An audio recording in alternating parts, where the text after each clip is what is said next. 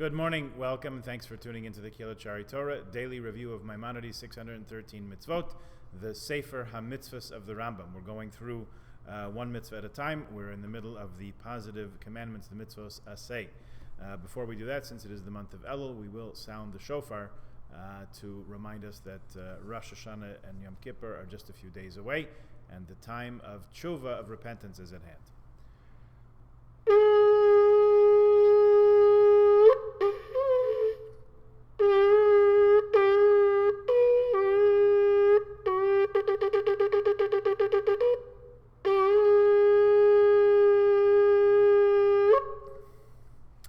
The next mitzvah, positive mitzvah number 207 that Maimonides mentions is V'ahavta mesager. You should love the, translated here as the stranger, but really we're talking about the convert. This mitzvah instructs us to love the person who converted to Judaism.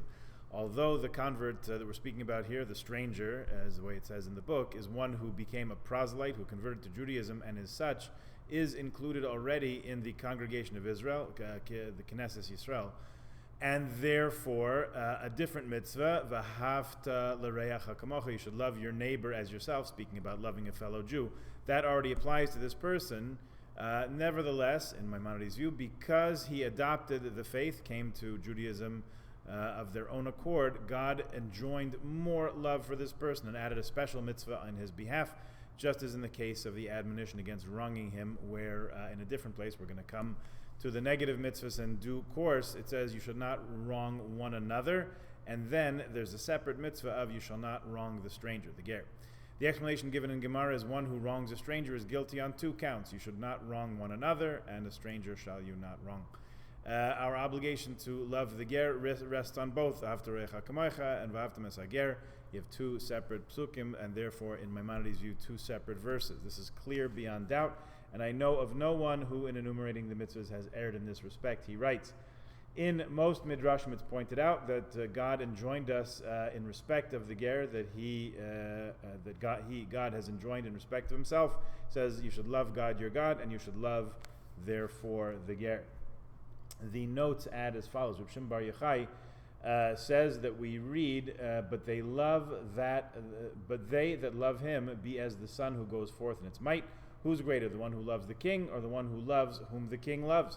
You have to say the one who loves whom the king loves is even greater. It says he loves the ger. According to Resh Lakish, the stranger, the ger, someone who starts out life as a non-Jew, we call them a ger, who accepts the Torah from inner conviction, has a higher standing than those Jewish people who stood at Mount Sinai and accepted the Torah when they heard the thunder and saw the lightnings. This based on Midrash Tanchuma. Love of the stranger, as instructed in this mitzvah, has been remarkably illustrated in the life of Israel, as more stress was always placed on the learning and piety of an individual than on their ancestry and birth. Shmaya and Avtalion, who came before Hillel, as well as Rabbi Kiva and Rabbi Meir, were all descendants of Gerim, explained in the Gemara in Yoma and also in the Tractate Gittin. Post-Talmudic Midrash voiced the universalism of religious Jewish principles in this Hebrew religious principles in these words. This from Tana Devei Eliyahu. I call heaven and earth to witness the divine spirit rests upon every person, whether Jew or Gentile, if their life be worthy. Okay, a lot to think about there, and we will do that. Please join us again tomorrow for more shofar and more mitzvahs. Have a good day.